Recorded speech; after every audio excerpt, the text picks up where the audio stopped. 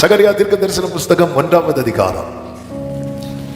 அதிகாரம் அதனுடைய 14வது வசனத்தை வாசிக்க கேட்கலாம். சகரியா 1:14. அப்பொழுது என்னோட பேசின தூதன் என்னை நோக்கி, சேனைகளின் கர்த்தர் உரைக்கிறது என்னவென்றால், நான் எருசலேமுக்காகவும் சீயோனுக்காகவும் மகா வைராக்கியம் கொண்டிருக்கிறேன்.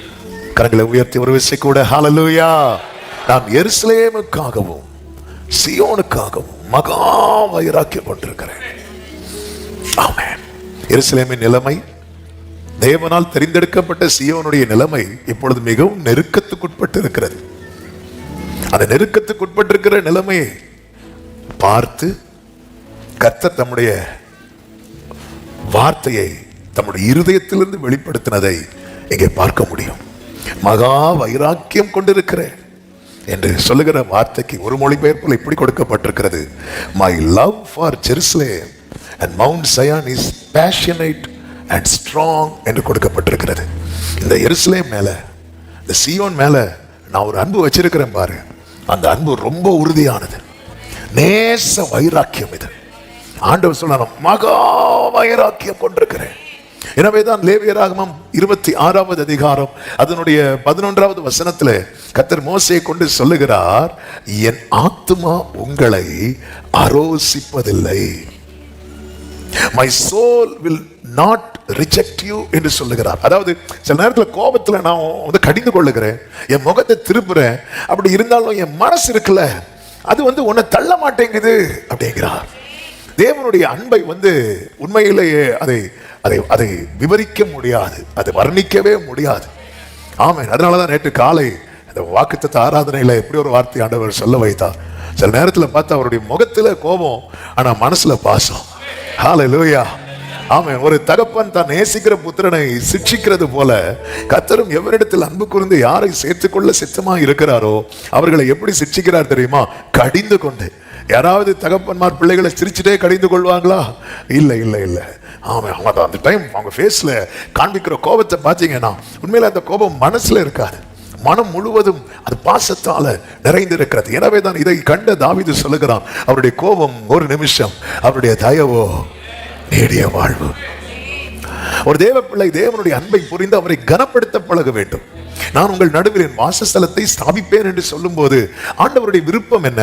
நம்மை தேவன் எதற்காக உண்டாக்கினார் தெரியுமா? அவரோடு கூட வாசம் பண்ணுவதற்காக, அவரோடு கூட வாசம் பண்ணுவதற்காக. இதை ஒரு தேவ பிள்ளை என்றைக்குமே புரிந்து கொள்ள வேண்டும். மனிதனை தேவன் படைத்ததே அப்படிதான். மனிதனை படைத்து அவர் என்ன கண்டார் தெரியுமா? மனிதன் தனிமையாய் இருப்பது நல்லதல்ல. அவர் மனிதனை படைத்ததே அவர் தனியா இருக்கிறதுனால. அவர் தனியா இருக்கிறார், அவர் அன்பாகவே இருக்கிறார். அந்த அன்பை காண்பிக்க ஒரு நபர் தேவை. ஆமென். அவரோடு பழக, அவரோடு உறவாட ஒரு நபர் தேவை. எனவே என்ன செய்கிறார்? ரொம்ப யோசித்து, ரொம்ப பிளான் பண்ணி தமது சாயலால் கர்த்தர் மனிதனை உண்டாக்கினார். ஆனால் மனிதன் தேவைக்காக மட்டும் தேவனை நெருங்குகிறவனாகவும் தேவைகள் சந்திக்கப்படும் போது விட்டு விடுகிறவனாகவும் காணப்படுகிறான். கர்த்தர் இஸ்ரவேல் ஜனங்களை இரத்தத்தால் மீட்கப்படுகிறார்கள். இஸ்ரவேல் ஜனங்களுடைய அவங்களுடைய நடக்கைகளை குறித்து வேதம் நமக்கு காண்பிக்கிறது. நெருக்கம் வரும்போது நெருங்குகிறாங்க, கொஞ்சம் விசாலத்துல விட்டதும் விலகி போறாங்க. இன்னைக்கு அந்த நிலைமை தான் இன்றும் சபைகளில் தொடர்ந்து கொண்டிருப்பது மிக மிக பரிதாபம். அதனால என்ன செய்கிறார் தெரியுமா? இமைப்பொழுது கைவிடுகிறார். தேவன் மிகுந்த இரக்கமுள்ளவராக இருந்தாலும் தேவன் நம்முடைய நீதி தவறி எதுவுமே செய்ய மாட்டார். ஆமென் சொல்லுங்க பார்க்கலாம். இதை வந்து சபை புரிந்து கொள்ள வேண்டும். அவர் ரொம்ப பாசம் உள்ளவர், ரொம்ப அன்புள்ளவர். அதனால நம்ம கண்டுக்க மாட்டார். அப்படி அல்ல. அவருடைய நீதி என்று ஒன்று இருக்கிறது. அந்த நீதி விட்டு எதுவுமே செய்ய மாட்டார். அந்த நீதியின் வெளிப்பாடு தான் நம்முடைய அக்கிரமங்கள் இயேசுவின் மேல் சுமத்தப்பட்ட போது பிதா என்ன செய்கிறார் தெரியுமா? முகத்தை திருப்புகிறார் என்று சொல்லப்பட்டிருக்கிறது. அந்த நேரத்தில் தான் இயேசு கத்துறார், என் தேவனே, என் தேவனே, ஏன் என்னை கைவிட்டீர்? கர்த்தருடைய நாமத்திற்கு மகிமை உண்டாவதாக. அவர் மிகுந்த இரக்கம் உள்ளவர். யாக்கோபை ஆண்டவர் தொட்டார் பார்த்தீங்களா? அது அவருடைய நீதி. காரணம் யாக்கோபு ஏசா விஷயத்துல தப்பு யார்கிட்ட இருக்கு அப்படின்னா யாக்கோபு கிட்ட தான் இருக்கிறது. யாக்கோபை நான் சிநேகித்தேன்னு சொல்லி அவனை சிட்சிக்காமல் விடவில்லை. அதனாலதான் சொல்றேன், நீ பயப்படாதே, நான் உன் கூட இருப்பேன். ஆமே, அதை நினைச்சு பயப்படாத. ஆனாலும் உன்னை நான் லைட்டாவது அடிப்பேன், உன்னை நான் சிட்சிக்காம விட மாட்டேன் யாக்கோவே அப்படிம்பார். ஏன்னா நீ பண்ண தப்பெல்லாம் பார்த்து நான் சும்மா இருப்பேன்னு நினைக்கிறியா? ஆமே, உன்னை அழிக்கும்படி அடிக்க மாட்டேன், நீ நல்லா இருக்கணும்னு அடிப்பேன். அல்லேலூயா. தாவீது சொல்லுகிறார், முற்புறத்திலும் பிற்புறத்திலும் நீர் என்னை நெருக்கி உமது கரத்தை என் மேல வைக்கிறீர். அவருடைய மனதில் அந்த நேசம் இருக்கிறதுனாலதான் அவர் சொல்றார், சீயோனுக்காக வைராக்கியம் கொண்டேன் அப்படிங்கிறார். ஆண்டவருடைய அந்த வைராக்கியத்தை குறித்து பேசணும்னா நிறைய பேசிட்டே இருக்கலாம். இந்த நாளிலே பேசும்படி கர்த்தர் சிந்தையில கொண்டு வந்த 3 வார்த்தைகளை உங்கள் மத்தியிலே நான் சொல்லி ஜெபிக்க விரும்புகிறேன். ஒன்று, தேவன் நம்மேல் வைத்த அன்பு மிக பெரியது. இதை வந்து டெய்லி சொல்லணும். ஹல்லேலூயா. நம்ம பாடணுமே, நீர் என்ன மறக்கல, என்ன விட்டு விலகல, ஏக்கமுள்ள கண்ணால எங்கேதான் நீங்க, நீர் என்ன வெறுக்கல, தள்ளி தூரம் போகல, கால் கடக்க எனக்காக கடல். ஆண்டவருடைய அன்பு, அந்த அன்பின் வெளிப்பாடாக கர்த்தர் ஓசியா என்கிற தீர்க்கதரிசியை பார்த்து சொல்றாரு, 1வது அதிகாரம் 2வது வசனத்துல, நீ என்ன பண்ணு, ஒரு சோர ஸ்திரீயையும் சோர பிள்ளைகளையும் உன்னிடமாய் சேர்த்துக்கொள் அப்படிங்கிறார். தேசம் கர்த்தரை விட்டு விலகி சோரம் போயிட்டு, ஆண்டவரை விட்டு தேசம் விலகிட்டு, நீ என்ன பண்ணு, சோர ஸ்திரீயை போய் அடின்னு சொல்லல, வெட்டி போடுன்னு சொல்லல, சேர்த்துக்கொள் அப்படிங்கிறார். அந்த காலத்து தீர்க்கதரிசிகள்லாம் உண்மையிலே நம்ம சல்யூட் பண்ணணும். ஹல்லேலூயா. எப்படி இருக்கும், என்ன நினைப்பாங்க? ஆமென், ஆமென். வழிவிட்டு நடக்கிற ஒரு ஸ்திரீயை நீ போய் சேர்த்துக்கொள். ஆண்டவரே, என்ன ஜாதினே தெரியாதுப்பா, எந்த சர்ச்சுக்கு போறாங்கன்னே தெரியாதுப்பா, நீங்க ஒரு பயோடேட்டா தந்திருக்கிறீங்க, முதல் லைனே பார்த்தாலே ஆமென். நீ அந்த பழைய பாட்டு தீர்க்கதரிசிகளை பார்த்தீங்கன்னா ஆண்டவர் சொல்லுவார், மொட்டை போடு அப்படிமாரு, மொட்டை போடுவாங்க. போய் சாம்பல்ல உட்காரு, சாம்பல்ல உட்காருவாங்க. என்ன சொல்ற, அதாவது ஆண்டவருடைய இருதயத்தின் வெளிப்பாடை வந்து அவங்க காட்டுவாங்க. ஜனங்கள் புரிந்து கொள்ளும்படி சில அடையாளங்களை அவர்கள் மூலம் கர்த்தர் வைப்பார். அப்படிதான் இஸ்ரவேல் ஜனங்கள் தீட்டுப்பட்டு போயிட்டு, தீட்டுப்பட்டுனா கர்த்தரை விட்டு விலகி சோரம் போயிட்டு, கர்த்தரை விட்டு விலகிட்டாலே ஒருத்தங்க அவுட். ஆமென். நல்ல புரிந்து கொள்ளணும். நான் வந்து ஒரு வாரம் ஜெபம் பண்ணாம இருந்தாலும் நான் நல்லா இருக்கிறேன்னு யாருக்குமே சொல்ல முடியாது. ஆமென். ஹல்லேலூயா. அவன் கர்த்தரை விட்டு ஒருத்தங்க விலகிட்டாங்கனாலே கரை வந்து ஆட் ஆயிட்டே இருக்கும். அது நமக்கு தெரியாது, அது நமக்கு புரியாது. கொஞ்சம் நம்ம என்னதான் நீட்டா ட்ரெஸ் எல்லாம் துவைச்சு அயன் பண்ணி சும்மா அப்படி வெளியே போயிட்டு வரதுக்குள்ளேயே காலர்லாம் அழுக்காயிருக்குல்ல. அப்படிப்பட்ட பொல்லாப்பு நிறைந்த ஒரு உலகத்துல தான் இருக்கிறோம். அவனுடைய வாழ்க்கை என்பது. இவர் என்ன பண்றா, கர்த்தர் சொன்னதும் 3வது வசனத்தில் சொல்லப்பட்டிருக்கிறது, அவன் போய் திப்லாயிமின் குமாரத்தி ஆகிய கோமேரை சேர்த்து கொண்டான் என்று சொல்லப்பட்டிருக்கிறது. கோமேர் அப்படிங்கிற ஒரு ஸ்திரீயை போய் விவாகம் பண்ணுகிறான். இவள் யார் அப்படின்னா சோர ஸ்திரீ, வழிவிட்டு நடக்கிறவள். விவாகம் பண்ணுகிறான். 3 பிள்ளைகள் பிறக்கிறார்கள். 3 பிள்ளைகள் பிறந்ததுக்கு அப்புறமும் இவளுடைய லைஃப் ஸ்டைல் எப்படிதான் இருக்கு அப்படின்னா, பாவம் செய்கிறவளாய் தான் தொடர்ந்து கொண்டே இருக்கிறாள். 2வது அதிகாரம் அதனுடைய 2வது வசனத்தை வாசியுங்கள். உங்கள் தாயுடைய வழக்காடுங்கள், எனக்கு மனைவியும் அல்ல, நான் அவளுக்கு புருஷனும் அல்ல, அவள் தன் வேசித்தனங்களை, இது கோபத்தின் வெளிப்பாடு. அவ பண்ற செயலை பார்த்து அவள் தன் வேசித்தனங்களை தன் முகத்தின் என்றும் தன் விபச்சாரங்களை தனங்களின் நடுவில் என்றும் விலக்கி போட கடவுள். நல்ல கவனமா கேளுங்க. போய் மனைவியாக்கி கொள்ளுகிறான் ஓசியா. மனைவியாக்கி கொள்ளப்பட்டவள் யார் அப்படின்னு பார்த்தா, எந்த தகுதியுமே இல்லாதவள், எந்த தகுதியுமே இல்லாதவள். 100 பேரை தேடி நீங்க போகல, தொலைந்து போன என்ன தேடி வந்தீங்க. தகுதி உள்ள 99 ஆடுகள் இருக்கிறது.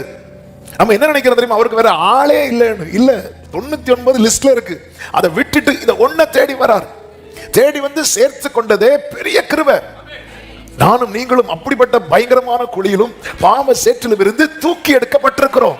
தேவன் கிருபையாய் நம்மை சேர்த்து கொண்டார். எப்படிப்பட்டவங்களும் இயேசுவினிடத்தில் வரலாம். அந்த அன்பு அவ்வளவு பெரியது.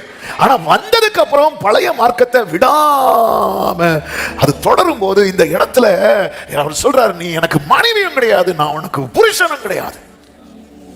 இதான் தேவனை, அதாவது நான் ரட்சிக்கப்படுறதுக்கு முன்னாடி இப்படி வழி தப்பி நடந்தேன், மாம்சமும் மனசும் விரும்புறதை செய்கிற கோபாக்கினின் பிள்ளையா இருக்கிறேன். இப்ப ரட்சிக்கப்பட்டதுக்கு அப்புறம் என் அடையாளம் மாறி இருக்கு, ஆனா என் செயல் மாறலன்னா. அவள் தன் வேசித்தனங்களை தன் முகத்தின் என்றும் தன் விபச்சாரங்களை தன் ஸ்தனங்களின் நடுவில் என்றும் விலக்கி போட கடவுள். அவன் விளக்க மாட்டேங்கிறான். நான் ரட்சிக்கப்படுவதற்கு முன்னே, நான் தேவனோடு உடன்படிக்கை செய்வதற்கு முன்னே நான் இப்படி இருந்தேன், இப்படி நடந்தேன். ரட்சிக்கப்பட்ட பிறகும் ஆமென். இங்க பாருங்க, 3 பிள்ளைகள் பிறக்கிறாங்க. அதுக்கு பிற்பாடும் இவள் தன்னுடைய செயலை மாற்றவில்லை. இவள் பழைய வாழ்க்கையை நோக்கிதான் பயணித்துக் கொண்டே இருக்கிறாள்.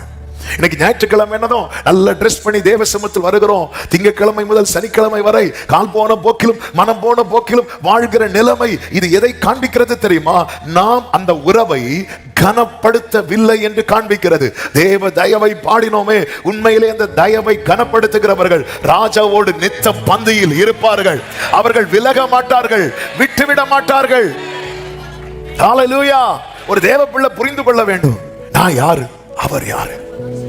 ஆமென். ஒரு தீர்க்கதரிசி வந்து ஒரு சோர ஸ்திரீயை, விபச்சாரத்தில் பழக்கப்பட்ட ஸ்திரீயை, வேசித்தனம் பண்ணி கொண்டிருக்கிற ஸ்திரீயை ஒரு தீர்க்கதரிசி வந்து மேரேஜ் பண்றாருன்னா, ஓ இது வந்து இது எவ்வளவு மனசு இறங்கி இருக்கணும். அந்த மனசுல எந்த அளவுக்கு இரக்கம் இருந்திருக்க வேண்டும். நாம் இருக்கிற நிலைமை என்ன, அவர் இருக்கிற நிலைமை என்ன? நாம யாரு? பாவிகளில் பிரதான பாவி என்றால் அவர் யார் தெரியுமா? மகா பரிசுத்தர். ஹல்லேலூயா, ஹல்லேலூயா. அவ்வளோ பெரிய தேவன். கடந்த நாட்கள் முழுவதும் இந்த வார்த்தைகள் என் மனதுக்குள்ளே ஓடிக்கொண்டே இருந்தது. நீ யாரு, நான் யார்? ஆமென். நீ யாரு, நான் யாரு? ஆண்டவரே, நான் ஒண்ணுமே இல்லை ஆண்டவர், ஒண்ணும் இல்லைன்னு சொல்றதுக்கு கூட. ஆமென், ஆமென். ஆண்டவர் காண்பித்து கொடுக்கிறார் பாருங்க. அது 2வது அதிகாரத்துல ஆண்டவர் என்ன பண்றார் தெரியுமா? அந்த கோபத்துல எல்லா டோரையும் அடைக்கிறார். உறவு கட் ஆகுதுனாலே எல்லா டோரும் க்ளோஸ் ஆகுதுன்னு அர்த்தம். ஆமென் சொல்லுங்க பார்க்கலாம். தேவனோடு உள்ள உறவு துண்டிக்கப்படுகிறது என்றால் உன் வாழ்க்கையில திறக்கப்பட்டிருக்கிற கதவுகள் ஒவ்வொன்றாய் அடைக்கப்பட போகிறது என்று அர்த்தம். ஆமென். இந்த உறவை விட்டுட்டு, ஹல்லேலூயா. அதே நேரத்தில் நம்முடைய வாழ்க்கையில அனுகூல கதவுகள் அடைக்கப்பட்டுட்டுன்னு வைங்களேன், நமக்கு நிறைய உறவுகள் இருப்பாங்க தெரியுமா? அந்த உறவுகள் எல்லாம் அதுக்கப்புறம் காணாது. இதுதான் ஓசியா 2. இங்க பாரு, நீ சோர ஸ்திரியா இருந்த, உன்னை யாருமே தேடி வர மாட்டாங்க. நீ இந்த தெருவில் வாரேனாலே வீட்டுக்குள்ள போய் கதவு போட்டுவாங்க. அப்படிப்பட்ட உன்னை நான் தேடி வந்தேன். தேடி வந்தது மட்டும் அல்ல, உன்னை நான் எனக்கு சொந்தமாக்கி கொண்டேன். நீ என் கூட தான் இருந்த, என் கூட இருந்துட்டே. நான் இல்லாம நீ தப்பு பண்ண ஒரு காலத்துல, இப்போ என்னுடையவளாய் மாறின பிறகும் நீ அதே பாவத்தை தொடர்ந்து கொண்டு இருக்கிறாய் அல்லவா? ஆமென். எப்பவுமே இந்த பாவத்தில் ஒருவன் தொடர்கிறான் என்றால் அவன் தேவனோடு உள்ள உறவுல தொடர முடியாது. ஆமென். பாவத்தில் தொடர்கிறவனுக்கு தேவனோடு உள்ள உறவில் தொடரவே முடியாது. துன்மார்க்க ஜீவனம் பண்ண விரும்பினான் இளைய குமாரன்.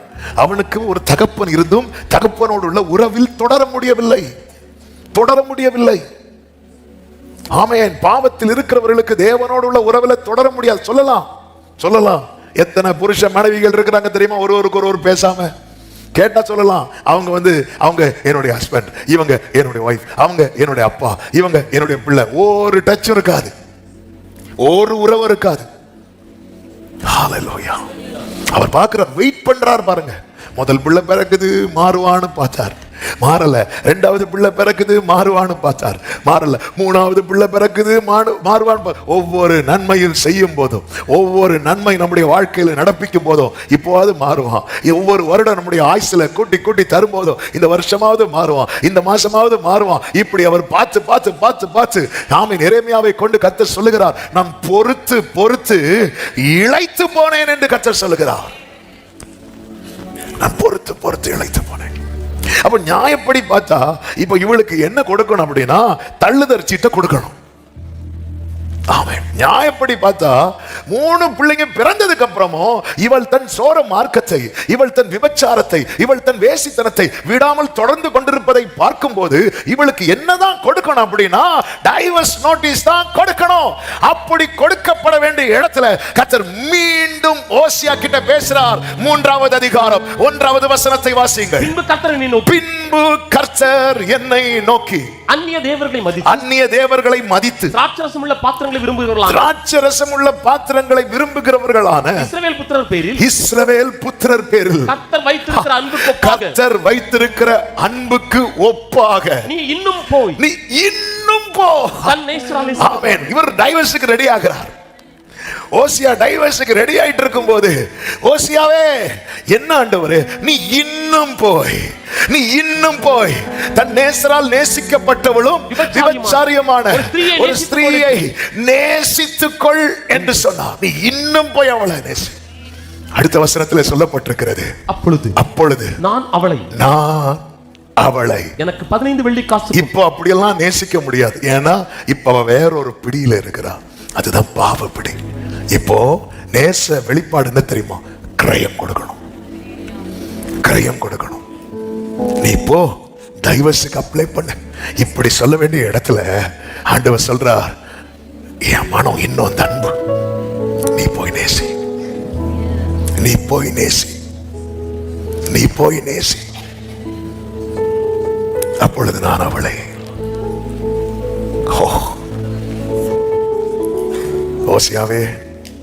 ஓசியா தெய்வ சமூகத்தில் இருக்கிறவன், கோமேர் பாவத்தின் விளிம்பில் நிற்கிறவன். எப்படி கனெக்ட் ஆச்சு? இதுதான் நேசம். அவர் யாருங்க? நாம யாருங்க?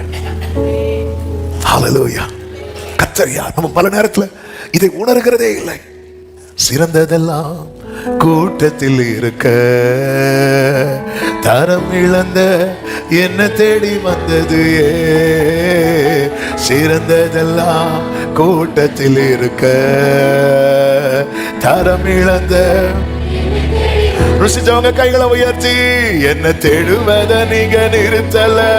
அன்புக்கு ஒரு எல்லை இல்ல, தேடுவத நீங்க நிறுத்தல. ஓ, புதிய துவக்கம் எனக்கு தந்தீங்க, உங்க தோளின் மீது சுமந்து வந்தீங்க. நீர் என்ன மறக்கல, என்ன விட்டு விலகல. ஏக்கமுள்ள கண்ணால ஏங்கிதான் நீங்க, நீர் என்ன வெறுக்கல. ஆமென். கால் கடக்க எனக்காக கடல். ஆமென். அந்த கோபத்தின் உச்சத்தை ஊற்ற வேண்டிய இடத்துல பாசத்தின் மிகுதியை ஊற்றி என்னை மீட்டுக் கொண்ட என் ஆண்டவருக்கு ஸ்தோத்திரம் என்று சொல்லுகிறவர்கள் நல்ல கரங்களை சற்றி. இந்த கோமேர் யாருன்னு என்கிட்ட கேட்ட நான் சொல்லுவேன், நாதான். ஹல்லேலூயா. கோமேரை மீட்க ஓசியா போனாரு, என்ன மீட்க மேசியா வந்தாரு. ஹல்லேலூயா. ஆமென் சொல்றவங்க நல்ல கையை தட்டி. நம்ம ஓசியாவால மீட்கப்பட்டவங்க அல்ல, மேசியாவால மீட்கப்பட்டவங்க. ஹல்லேலூயா. ஓசியா கொடுத்த கிரயம் 15 வெள்ளிக்காசு, 1.5 கலம் வார்கோதுமை. மேசியா கொடுத்த கிரயம் அவர் பிதாவுக்கு சமமா இருப்பதை கொள்ளையாடின பொருளா எண்ணாமல் அடிமையின் ரூபம் எடுத்து தம்மை தாமே வெறுமையாக்கி சிலுவையின் மரண பரியந்தம் தாழ்த்தின அவருடைய கிருபைகளுக்காக. சிறந்ததெல்லாம் கூட்டத்தில் இருக்க, தரம் இழந்த என்ன தேடி வந்தது. சிறந்ததெல்லாம் தரம் இழந்த. முடிந்த அப்படி கைகளை உயர்த்தி சொல்லுவோம், என்ன தேடுவத நீங்க நிறுத்தல, என்ன தேடுவத நீங்க நிறுத்தல. ஓ, புதிய துவக்கம் எனக்கு தந்தீங்க, உங்க தோளின் மீது சுமந்து வந்தீங்க. நீர் என்ன மறக்கலப்பா, நீர் என்ன மறக்கல, என்ன விட்டு விலகல. ஏக்கமுள்ள கண்ணால ஏங்கிதான் நீங்க, நீர் என்ன வெறுக்கல, தள்ளி தூரம் போகல. கால் கடக்க எனக்காக. ஆமென். முதலாவது இந்த கோமேரை ஓசியா விவாகம் பண்ணும்போது எந்த டிமாண்டும் வைக்கல, நீ இப்படி இருக்கணும் அப்படி இருக்கணும் சொல்லல. அவளே மாறுவான்னு பார்த்தார், அவன் மாறவே இல்லை. ஆனா இப்பொழுது கிரயம் கொடுத்து வாங்குறார். கிரயம் கொடுத்து வாங்கப்பட்டவளுக்கு என்ன சொல்லுகிறார் என்றால், 3வது வசனத்தை வாசி. அவளை நோக்கி நீ வேசித்தனம் பண்ணாமலும், நீ வேசித்தனம் பண்ணக்கூடாது. கிரயத்துக்கு கொல்லப்பட்டவர்களிடத்துல கர்த்தருடைய எதிர்பார்ப்பு. எங்க ஒரு 15 வெள்ளிக்காசுக்கு வாங்கப்பட்டவள்கிட்ட இவ்வளவு காரியத்தை ஓசியா எதிர்பார்ப்பார்னா, அவன் கடைசியில ஒரு ஈட்டி எடுத்து அவர் விழாவில் குத்துறாங்க, இருந்த கொஞ்சம் ரத்தமும் வெளியே வந்துட்டு, கடைசி சொட்டு ரத்தம். வேதம் சொல்கிறது அவர் அந்த வெட்கக்கேடு அடைந்தார். என்னையும் உங்களை மீட்பதற்காக அவன் மறுபடியும் மறுபடியும் அந்த மேசியா வந்ததே உண்மையில வந்து அவர் பனிஷ் பண்றதுக்கு வருவார்னு பார்த்தா இல்ல இல்ல இல்ல, மறுபடியும் இன்னும் போய் நேசித்துக்கொள். இவ்வளவாய் உலகத்தில் அன்பு, ஆண்டவருடைய அன்பை வந்து மற்றவர்களுக்கு அதை காண்பிக்க தெரியாமல் இருந்த போது தம்முடைய ஒரே பேரான குமாரனை அனுப்பி நான் எவ்வளவு நேசிக்கிறேன் என்பதை ஜனங்களுக்கு காண்பிக்கும்படி தம்முடைய குமாரனை அனுப்பினார். குமாரனும் அதை வெளிப்படுத்தினார், பியூட்டிஃபுல்லா வெளிப்படுத்தினார். அவருடைய ரத்தத்தால நம்மை மீட்டு அவர் கொடுத்த கிரயம் அப்படிப்பட்ட கிரயம், அந்த பாச மிகுதி, பாச மிகுதி. இன்னைக்கு நாம் அவருடையவர்களாக இருக்கிறோம். என்ன கேட்கிறா தெரியுமா? இனி நீ வேசித்தனம் பண்ணாமலும் ஒருவனையும் சேராமலும் அநேக நாள் எனக்காக காத்திரு, உனக்காக நானும் காத்திருவேன். ஹல்லேலூயா, ஹல்லேலூயா. யார் பரிசுத்தமா இருப்பாங்க தெரியுமா? இந்த பாசத்தை உண்மையாய் மதிக்கிறவர்கள், பரலோக பாசத்தை மதிக்கிறவர்கள் பரிசுத்தத்தை அதிகம் நேசிப்பார்கள். ஆமென். அதாவது இதுல என்ன ஒரு மேட்டர்னா, கோமேருக்கு அவளை குறித்து நம்பிக்கை இல்லை, நான் மாறுவேன். ஆனா ஓசியாக்கு நம்பிக்கை இருக்கு. நமக்கெல்லாம் நம்பிக்கை இருக்கு, நம்மளாம் பரிசுத்தம் வாழ்வோம். எனக்கு நம்பிக்கை கிடையாது, ஆனா மேசியாக்கு நம்பிக்கை இருக்கு, இவன் இருப்பான். கிரயம் கொடுத்த போது எதிர்பார்ப்பு ஜாஸ்தி ஆகுது. நீ எனக்காக காத்திரு, நான் உனக்காக பரலோகத்துல உனக்காக நான் இருக்கிறேன், இதை மட்டும் நீ மறந்துடாத. ஆமென். நல்ல புரிந்து. அதனாலதான் வேதம் சொல்லுங்க, நீங்க அழைக்கப்பட்ட அழைப்பை பாருங்கள். இவ்வளவு இவளுக்கு வாழ்க்கை கொடுத்த பிறகும் இவள் வழிமாறி போனது நிமித்தமாய் இவளுக்கு தள்ளுதற் சீட்டு தான் கொடுக்கணும். பிரமாணம் சொல்லுதில்ல, ஒருவள் இப்படிப்பட்ட பாவத்தில் அகப்பட்டா அவளுக்கு என்ன கொடுக்கலாம்? தள்ளுதற்சி. பிரமாணத்தின்படி பார்த்தா நம்மளெல்லாம் தள்ளி இருக்கணும், ஆனா கிருபையின்படி பார்த்தா நாம தள்ள வேண்டிய என்னையும் உங்களை நீ இன்னும் போய் நேசித்துக்கொள். இந்த நேசம். ஹல்லேலூயா, ஹல்லேலூயா. என்னை கேட்டுக்கொண்டிருக்கிற அன்பு சபையே, யாருக்காக வாழ்ந்து கொண்டிருக்கிறோம்? ஆமென். இந்த அளவுக்கு நேசிக்கிற ஒரு பர்சன் உங்க வாழ்நாள்ல நீங்க பார்த்திருப்பீங்களா? ஆமென்.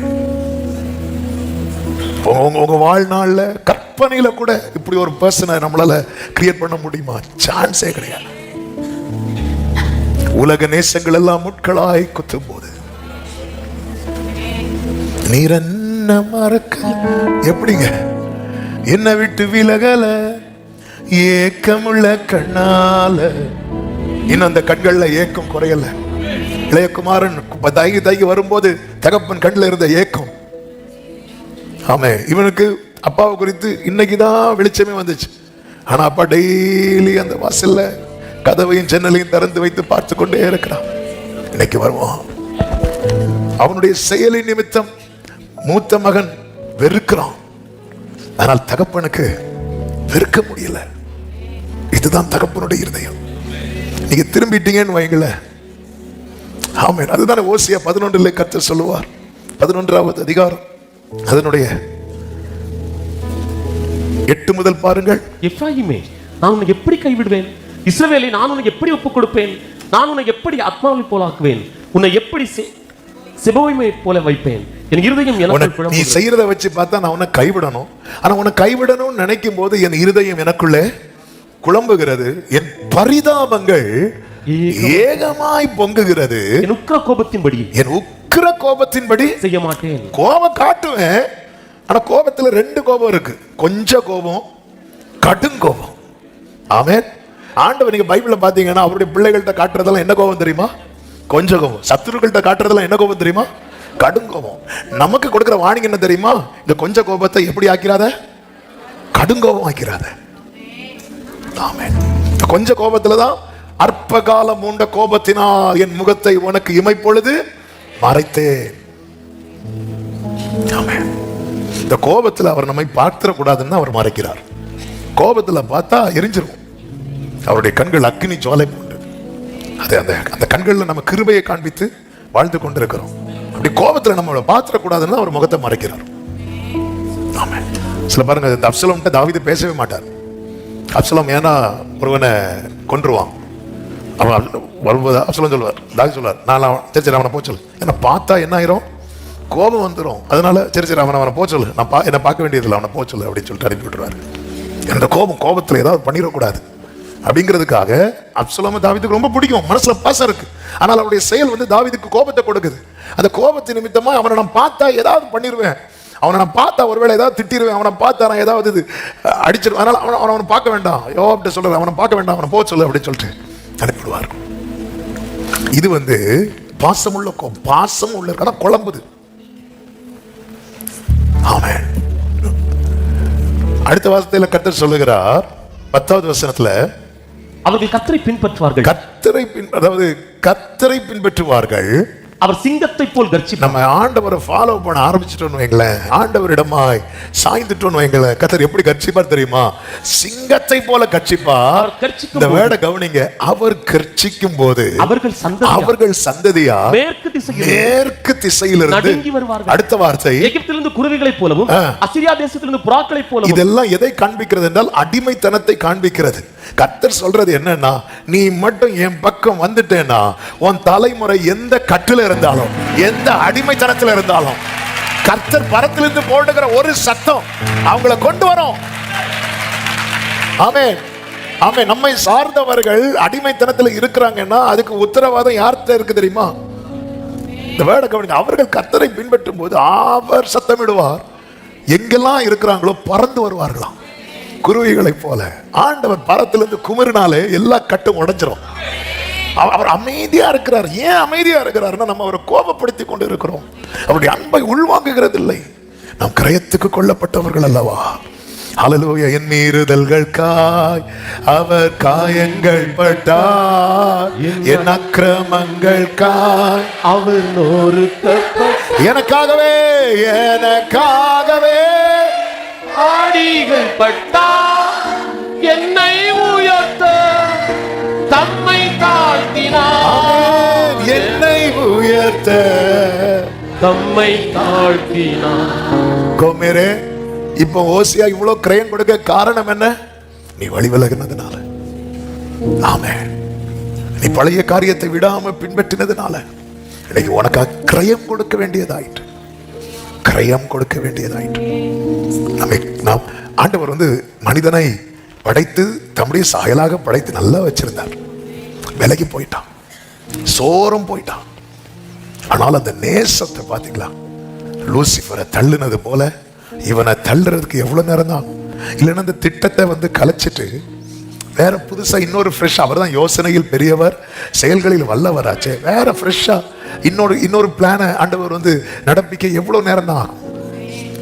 நம்ம கிட்ட அப்படி ஒரு ஆப்ஷன் இருக்குன்னு வைங்களேன். எத்தனை காரியத்தை நம்ம வந்து சிலர் பாருங்க, சில வீடு கட்டுவாங்க, இது நல்லா இல்லைன்னு இடிச்சிட்டு வேற கட்டுவாங்க, இது மொத்தத்திலே வேண்டான்னு சொல்லி வித்துட்டு போய் வேற வாங்குவாங்க. இப்படி என்னெல்லாம் ஆப்ஷன் நம்மளே வச்சிருக்கிறோம். ஆண்டவர் இந்த மனுஷன் தப்பு பண்ணிட்டான், வேண்டாம்பா நம்ம வேற புதுசா உருவாக்கும், ஃப்ரெஷ்ஷா உருவாக்கும், அப்படி ஆண்டவர் செய்ய வேண்டியதானே. இந்த ஆதாம அழிச்சிட்டு நோவா காலத்துல ஜனங்க தப்பு பண்ணும்போது எல்லாரையும் அழிச்சார்ல, அதே போல இந்த 2 பேரை அழிக்கிறது, அவ்வளவு ஆயிரக்கணக்கான ஜனங்களை அழிச்ச ஆண்டவருக்கு 2 பேரை அழிக்கிறதுக்கு எவ்வளவு நேரம் தான் வேணும்?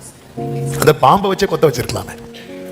இப்பதான் எழும்புறீங்க சிலர், பாம்பா 2 பேரை வச்சு அழிக்கிறதுக்கு எவ்வளவு நேரம் தான் ஆகும்? எவ்வளவு. ஆனா ஆண்டவர் பாருங்க, அந்த இடத்துல அந்த நேசத்தை காண்பிப்பதன் அடையாளமாக அதுக்கு ஒரு கிரயத்தை தீர்மானிக்கிறார். அந்த கிரயம் தான் என் ஆண்டவராகிய இயேசு கிறிஸ்து. 2வது சொல்ல விரும்புகிற வார்த்தை, இது நேரம் இல்லை, அந்த முதல் பாயிண்டே நிறைய பேசணும்னு உண்டு, ஆனால் டைம் இல்லை. இங்கே சகரியா 1வது அதிகாரம் அதனுடைய 8வது வசனத்திலே சொல்லப்பட்டிருக்கிறது. இதோ இன்று ராத்திரி சிவப்பு குதிரையின் மேல் ஏறி இருந்த ஒரு புருஷனை கண்டேன். அவர் பள்ளத்தாக்கில் இருக்கிற மிருது செடிகளுக்குள்ளே நின்றார். ஆமென். நான் கிறிஸ்துவோடு சம்பந்தப்படுத்தி இந்த வார்த்தைகளை சொல்லும்படி விரும்புகிறேன். இதே 1வது அதிகாரத்துல சகரியாவுக்கு 8வது மாதத்தில் கர்த்தருடைய வார்த்தை உண்டாகிறது என்று 1வது வசனத்திலே சொல்லப்பட்டிருக்கிறது. அந்த 8வது மாதத்தில் உண்டான வார்த்தையே கர்த்தருடைய கோபத்தை காண்பிக்கிறது. கர்த்தர் உங்கள் பிதாக்களின் மேல் கடும் கோபமாயிருந்தார் என்று சொல்லப்பட்டிருக்கிறது. இது 8வது மாதத்தில் உண்டான வார்த்தை. ஆமென். அவ்வளவுதான். இங்க பாரு, அன்னைக்கு பிதாக்கள் அப்படி இப்படி பண்ணாங்க, தீர்க்கதரிசிகள் சொன்ன வார்த்தையை கேட்கல, அதனால என்னாச்சு? அவங்களுக்கு என்னெல்லாம் இவங்களை அழிப்பேன்னு சொன்னாரோ அது எல்லாம் பலித்ததே அப்படி சொல்லிட்டு 8வது மாதத்தில் அந்த கோப வெளிப்பாடு வந்து சகரியா மூலம் உரைக்கப்படுகிறது. அதன் பிறகு 11வது மாதம் 7வது வசனத்தை வாசிங்கள். தரியு அரசாண்ட 2ஆம் வருஷம் சேபாத் மாதமாகிய 11ஆம் மாதம் 24ஆம் மாதம். இன்னைக்கு காலையில் இந்த வார்த்தையை பார்க்கும்போது ரொம்ப சந்தோஷமாயிட்டு. ஹல்லேலூயா. கர்த்தர் 11ஆம் மாசம் தான் பேசிட்டே இருக்கிறார். ஆமென். ஹல்லேலூயா. அவருடைய கோபத்துல பேசிட்டு அதுக்கப்புறம் ஆண்டவரால இருக்க முடியல. இந்த பிள்ளைங்களை கோபத்துல அடிச்சிட்டு அதுக்கப்புறம் யார் ரொம்ப ஃபீல் பண்ணுவாங்க தெரியுமா? பிள்ளைங்க பெற்றோர் முன்னாடி ஓன் அழுதுட்டு வெளியே போய் விளையாடிட்டு இருக்கோம். ஆனா ஐயோ இப்படி பண்ணிட்டோமே. அதனால சில பிள்ளைங்களுக்கெல்லாம் என்னன்னா எங்க அப்பா என்ன அடிக்க மாட்டாரா அப்படின்னு. ஏன்னா அடிச்ச ஐஸ்கிரீம் அடிச்சு ஏதாவது கோபப்பட்டா அவ்வளோதான். ஆமாம். சில ஏதாவது கோபத்தில் ஜாஃபியை திட்டேன்னா அவருடைய ஃபேஸ் அப்படி வச்சுட்டு சரி போட்டுமா நம்ம ஐஸ்கிரீம் சாப்பிடலாம், எனக்கு இப்போ வேண்டாம் கொஞ்சம் கழிச்சு போதும். அதனால சில பிள்ளைங்களுக்கு என்னன்னா ஏதாவது கோபப்பட மாட்டாங்க. ஆமாம். 8ஆம் மாதத்துல அப்படி அவர் பேச பிதாக்களை பாரு ஒருத்தரை விட்டு வைக்கல. அப்படி ஒரு கோபத்துல பேசிட்டு 11வது மாதத்துல மறுபடியும் வார்த்தை உண்டாகிறது. அந்த வார்த்தை உண்டாகும் போது ஒரு காட்சி, அந்த காட்சி தான் மிருது செடிகளுக்கு இடையிலே ஒரு புருஷன் நிற்கிறார். இந்த மிருது செடி என்பது ஆவிக்குரிய கண்ணோட்டத்தில் சொல்ல விரும்புகிறது. எதை காண்பிக்கிறது என்றால் இஸ்ரவேல் ஜனங்கள் ஒன்று அவருடைய ஜனத்தை காண்பிக்கிறது. சிறுமை, நெருக்கம், இது நடுவிலே அவருடைய ஜனத்தோடு கூட யார் நிற்கிறார் தெரியுமா? ஒரு புருஷன் நிற்கிறார். ஆமென். இந்த காலை வேளையில என கேட்கிற ஒவ்வொருவருக்கும் சொல்லுகிற நற்செய்தி என்ன தெரியுமா? நீ நடப்பது தண்ணீர், நீ நடப்பது அக்கினி, ஆனால் நீ தனியாக இல்லை. உன்னோடு கூட உனக்காக ஒரு கர்த்தர் நிற்கிறார். நல்ல கரங்களை தட்டி ஆமென் சொல்லுங்க பார்க்கலாம். நமக்காக நிற்கும் இயேசு, நமக்காக நிற்கும் இயேசு. எல்லாரும் வலது கரத்தை உயர்த்தி சொல்லுங்க, எனக்காக நிற்கும் இயேசு, எனக்காக நிற்கும் இயேசு, எனக்காக நிற்கும் இயேசு. அவர் நிற்கிறார். இந்த மிருது செடி என்பது ஒரு நம்பிக்கையை கொடுக்கிறது. முச்செடிக்கு பதிலாக தேவதார் விருட்சம், காஞ்சோரிக்கு பதிலாக மிருது செடி முளைக்கும். அது கர்த்தருக்கு கீர்த்தியாகவும் நிர்மூலமாகாத. அப்ப இது ஒரு ரெஸ்டரேஷனை காண்பிக்கிறது. அவர் மறுபடியும் மறுபடியும் மறுபடியும் கட்டி எழுப்புவார், மறுபடியும் புதுப்பிக்க போகிறார். நல்ல கரங்களை சாட்டி ஓ ஜீசஸ். மிருது செடிகளுக்கு நடுவில் ஒரு புருஷன் நிற்கிறார். 8வது மாதத்திலே கோபத்தின் வெளிப்பாடு வந்தது உண்மைதான். இந்த 11வது மாதத்திலே சபையே உனக்கு ஒரு ரெஸ்டரேஷன், உனக்கு ஒரு ரெஸ்டரேஷன் இருக்கிறது.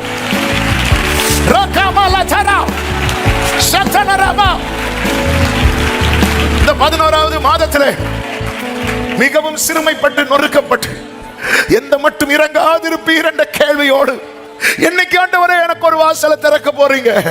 இதோ மிருது செடிகளுக்கு நடுவில்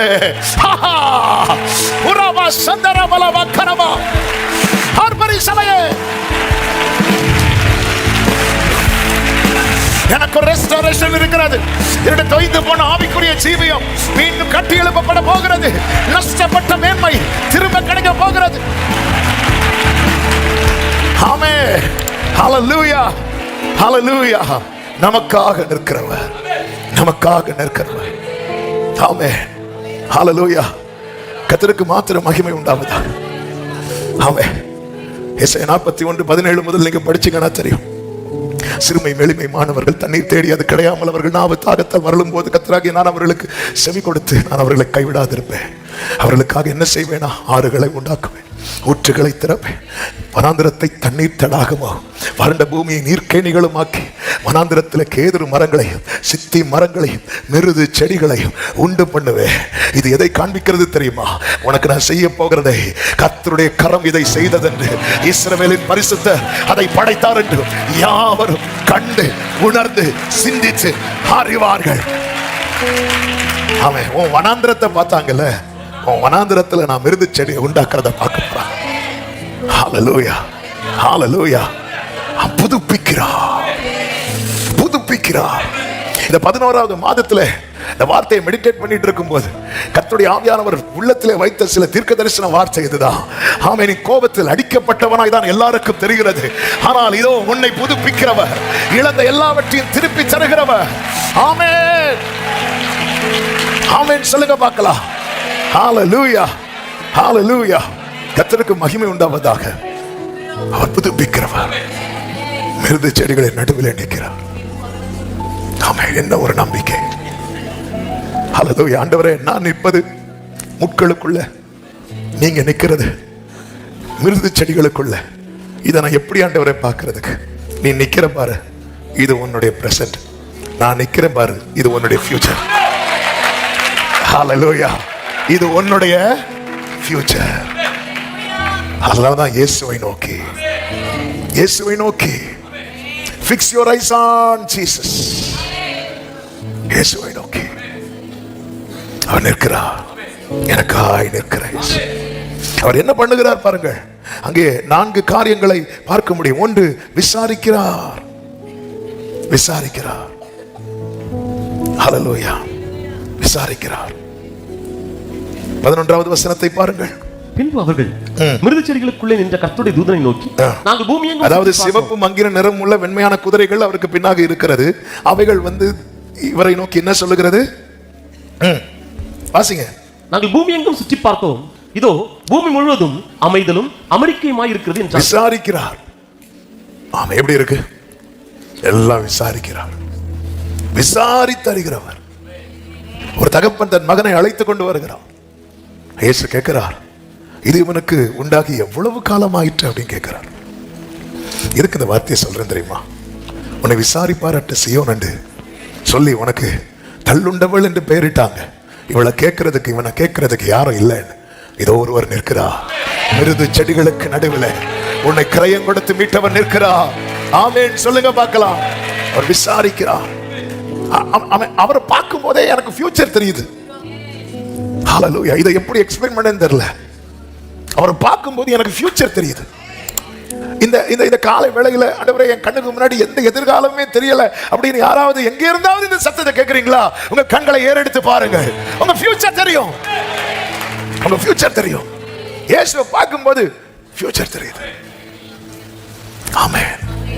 காஞ்சொலிக்கு பதிலாக மிருது செடிகள், அது கர்த்தருக்கு கீர்த்தியாகும். இந்த வார்த்தை சொல்வதற்கு முன்பதாக தான் ஏசாயா 55 கடைசி நான் சொன்ன வார்த்தை எடுக்க வேண்டாம். இந்த வார்த்தை சொல்வதற்கு முன்பதாக தான் கர்த்தர் தீர்க்கதரிசியை கொண்டு என்ன பேசுவார் தெரியுமா? ஆமென்.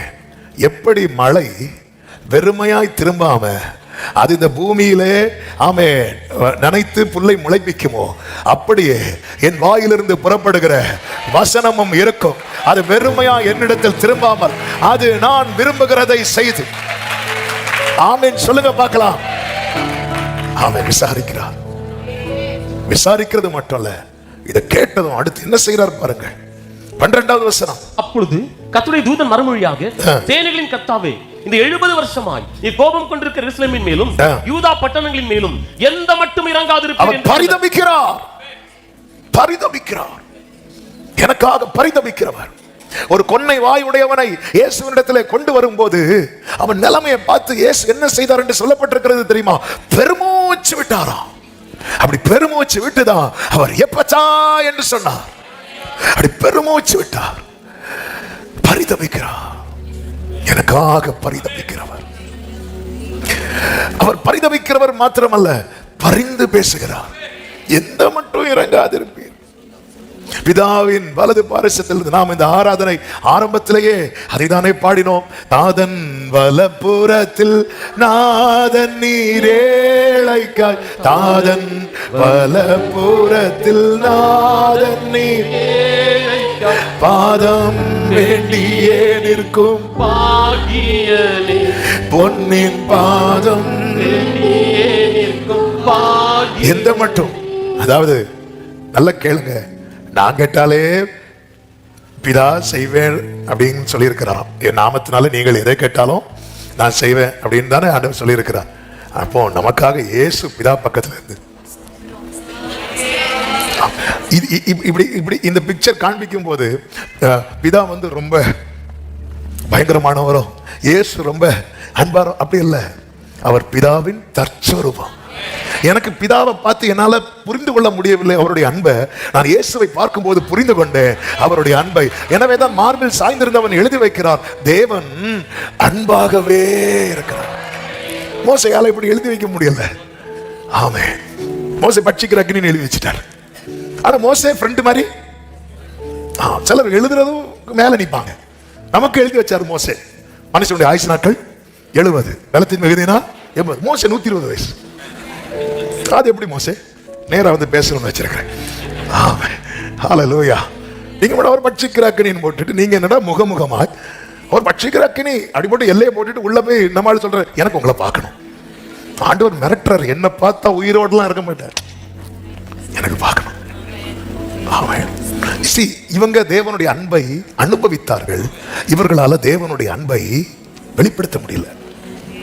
அப்பதான் இயேசு பிதா என்ன பண்ற, தம்முடைய ஒரே பேரான குமாரன் அவர் மார்பில் ஒருவன் சாய்ந்து இருக்கிறான். இயேசு சொல்றார், என்னை கண்டவன் பிதாவை காண்கிறான். எழுதுறான், தேவன் அன்பாகவே இருக்கிறான்.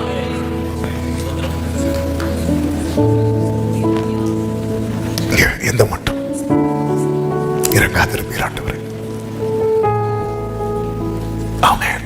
அப்பதான் அப்படி கேட்டவருக்கு பிரதியுத்தரமாக கர்த்தர் சொன்ன வார்த்தை என்ன? அப்பொழுது கர்த்தர் என்னோட பேசின தூதனுக்கு நல் வார்த்தைகளையும் ஆறுதலான வார்த்தைகளையும் பிரதியுத்தரமாக சொன்னார். அப்போ என்னை குறித்து இயேசு பிதாவின் இடத்துல பரிந்து பேசும்போது எனக்கான வார்த்தைகள் எல்லாம் யாருக்கு சொல்லப்படுகிறது? இயேசுவுக்கு.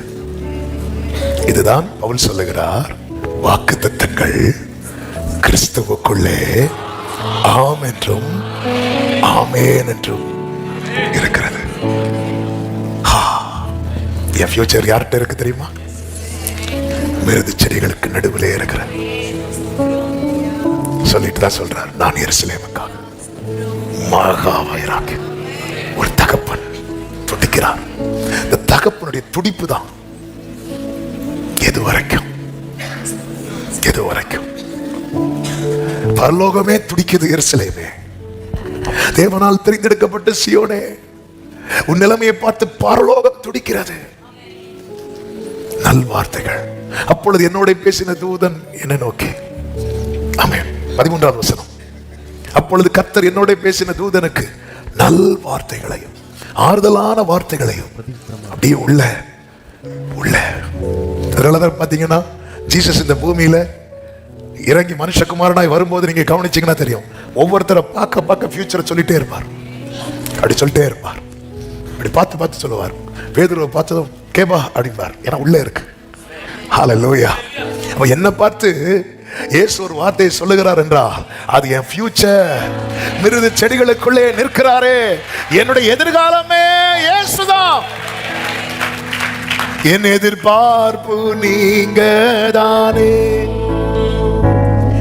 வேறு யாரிடம் செல்வேன், மட்டும் நடத்தினீரே உமையே.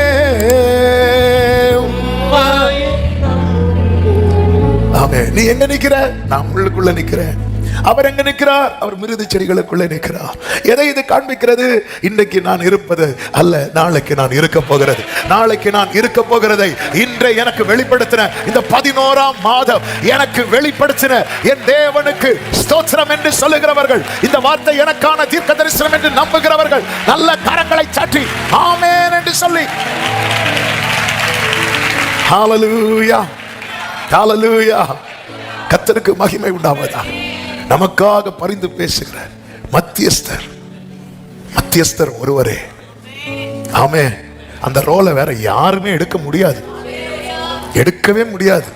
அதனால யார்கிட்டயாவது போய் எங்களுக்காக வேண்டிக் கொள்ளும். அவங்களுக்காக வேண்டிட்டு இருக்கிறாங்க. எங்களுக்காக வேண்டிக் கொள்ளும். இப்படிலாம் போய் நிக்காதீங்க, ஒரு யூஸும் கிடையாது. வேதம் சொல்லுகிறது மத்தியஸ்தர் ஒருவரே, அவர் வேற யாரும் அல்ல, மனுஷகுமாரனா இந்த பூமியில இறங்கி வந்த நம் ஆண்டவராகிய இயேசு கிறிஸ்து. ஆமென் சொல்லுங்க பார்க்கலாம்.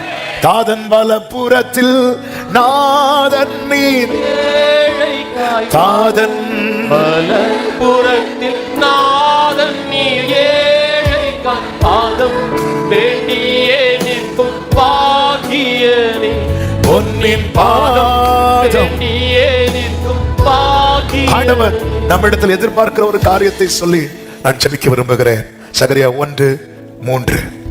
ஆகையால் நீ அவர்களை நோக்கி சேனைகளின் கர்த்தர் உரைக்கிறது என்னவென்றால் 2 வாசிங்க. கர்த்தர் உங்கள் பிதாக்களின் மேல் கடும் கோபமாய் இருந்தார். அதாவது என்ன சொல்ல விரும்புகிறார்னா, உங்க முன்னாடி அழிந்து போனாங்கல்ல, அதே மாதிரி நீ அழிஞ்சிடக்கூடாது. இதுதான் கர்த்தருடைய விருப்பம். ஆமென். அத தோற்று போனவங்க லிஸ்ட்ல தெரிந்தெடுக்கப்பட்ட சீயோன் இருக்கக்கூடாது. ஆமென். அவங்க இருதயத்துல ஒரு விஷயம் கை வச்சு, ஆண்டவரே, தோற்று போனவங்க கூட்டத்துல நான் இருக்கக்கூடாதப்பா, தோற்று போனவங்க கூட்டத்துல நான் இருக்கக்கூடாது ஆண்டவரே, எனக்கு இது ஒண்ணும் வேணும்பா. தோற்று போனவங்க கூட்டத்துல, ஆமே, இது வேற யாரையும் புறஜாதிகளை சொல்லல, பிதாக்களை சொல்றாங்க. ஆமே, இது நம்ம வாழ்க்கையில ஃபுல்லா இந்த சில ஜெபங்கள் வந்து இருந்துட்டே இருக்கணும். ஆமே, தோற்று போனவங்க கூட்டத்துல. அதனால கர்த்தர் சொல்றாரு, ஆகையால் நீ அவர்களை நோக்கி சேனைகளின் கர்த்தர் உரைக்கிறது என்னவென்றால் என்னிடத்தில் திரும்புங்கள் என்று சேனைகளின் கர்த்தர் சொல்லுகிறார். அப்பொழுது நான் உங்களிடத்துக்கு திரும்புவேன். அதாவது ஆண்டவர் திரும்பிட்டார்னாலே எல்லாமே மாறிடும். ஆமாம், உங்க வாழ்க்கை மிருது செடியா மாறும். மிருது செடியா மாறும். ஃபியூச்சர் இருக்கு, என்னை குறித்த தேவ திட்டம் பெருசா இருக்கு.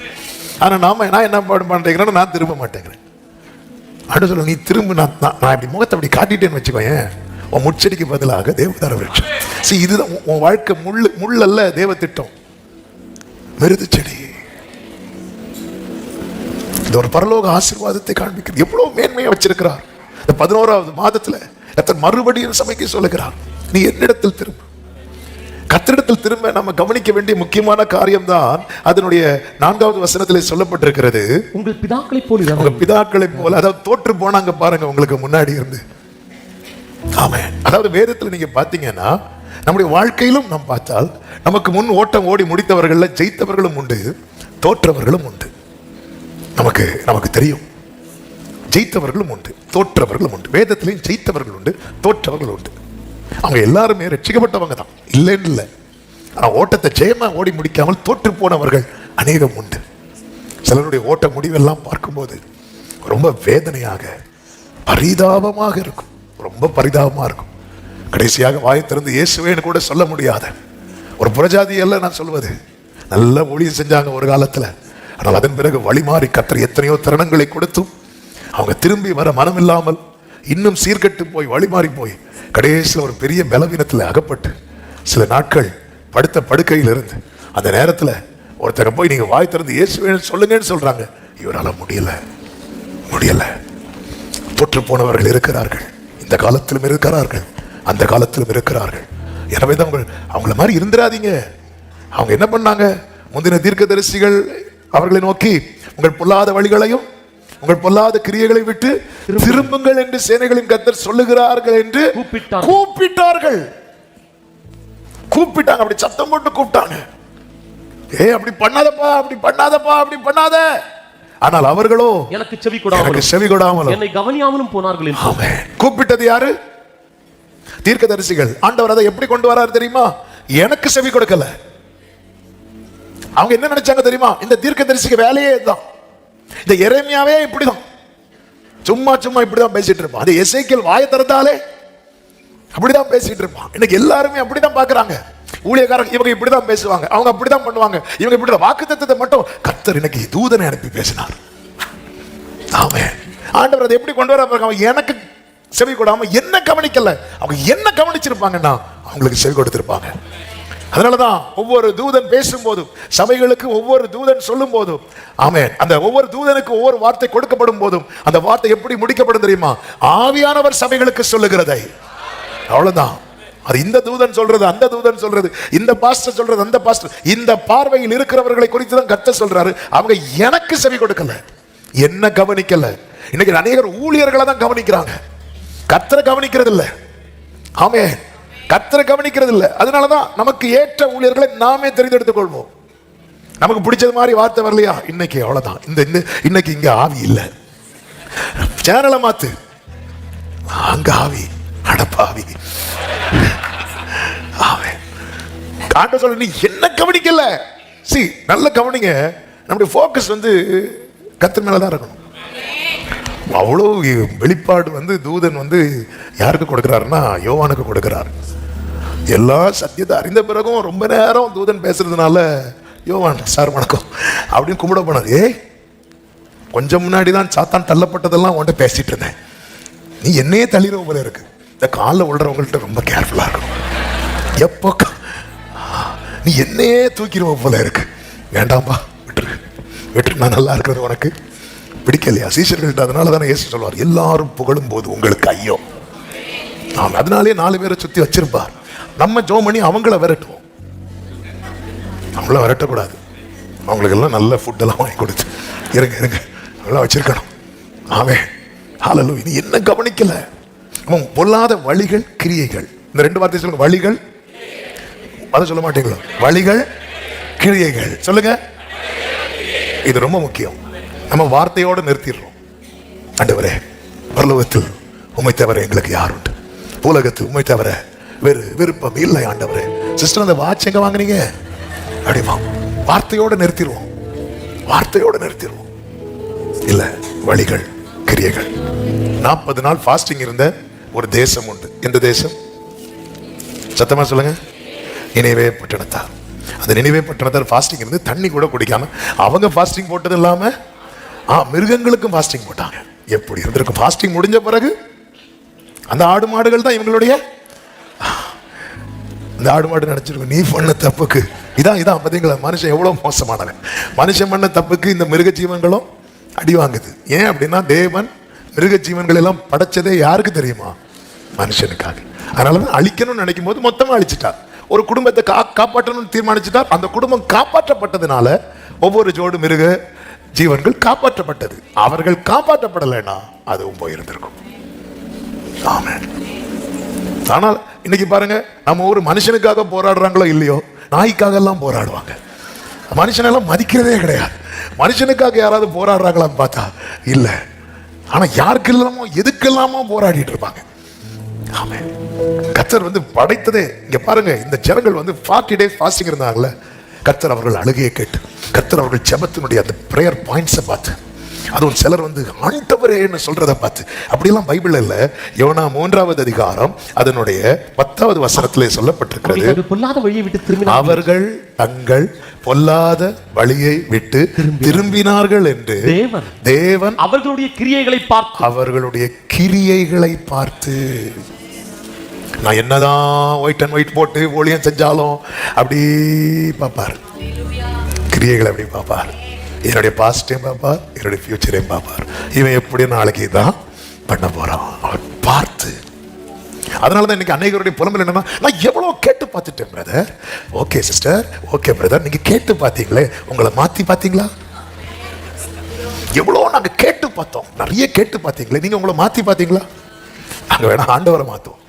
நாங்க நீங்க உங்களை மாத்தி, நாங்க எவ்வளவு இதுக்கு மேல எனக்கு ஜோம் பண்ணதுக்கு முடியாது. இதுக்கு மேல நான் உபாசித்து பார்த்தாச்சு, ஆல் நைட் எல்லாம் நீங்க நல்லா ஜோம் பண்ணி பார்த்தீங்க, ரைட்டு. உங்களை மாத்தி பார்த்தீங்களா? ஆமே. அப்படி ஒரு சப்ஜெக்டே நமக்கு தலைக்கு ஏற மாட்டேங்குது இல்ல? ஆமே. வழிகளை பார்த்து நல்லா புரிந்து கொள்ளுங்கள். there is a future. உங்களுக்கு ஃபியூச்சர் இருக்கு. ஆனா நீ திரும்பணும்.